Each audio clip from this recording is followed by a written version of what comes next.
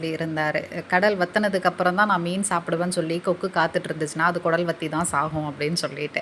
So இது மனுஷங்கள நம்மளுக்கும் பொருந்தும். அதாவது நம்ம ஆல்ரெடி பிரச்சனையில இருப்போம். இந்த நேரத்தில போய் நம்ம எந்த ஸ்டெப் எடுக்கிறது, எந்த முயற்சி எடுக்கிறது, அது சரியா வருமா அப்படின்னு சொல்லிட்டு, நம்ம இப்படியே எந்த முயற்சியும், எந்த ஸ்டெப்பும் எடுக்காமயே இருப்போம். ஸோ அந்த மாரி இருக்காதீங்க. நீங்க ஏதாவது ஒரு முயற்சி எடுக்கணும், ஸ்டெப் எடுக்கணும்னு நினைக்கிறீங்களோ, அது எடுங்க. நீங்க எடுக்கிற அந்த முயற்சியினால இருக்கிற மத்த பிரச்சனைங்க காணாம போயிரும் அப்படின்னு சொல்லிட்டு அவர் ரொம்ப அழகா சொல்லியிருந்தாரு. அது நிஜமாவே ரொம்ப உண்மதான். ஸோ அத உங்களோட பகிர்ந்துக்கணும்னு எனக்கு தோணுச்சு. வேற ஒண்ணும் இல்ல. நானுமே அந்த மாரி தான் இருந்தேன். யூடியூப்ல பார்த்தீங்களா, எனக்கு புடிச்ச மாதிரி நான் பேசணும். ஸோ எனக்கு புடிச்ச மாதிரியான நான் வீடியோஸ் போடணும் அப்படின்னு சொல்லி நான் ஆரம்பத்துல இருந்து நினைப்பேன். பட் வந்து இது சோஷியல் மீடியா இந்த மாதிரி பகிர வேண்டாம், இந்த மாதிரி பேச வேண்டாம் அப்படின்னு சொல்லி எனக்கு நெறைய கட்டுப்பாடுகள் இருந்தது.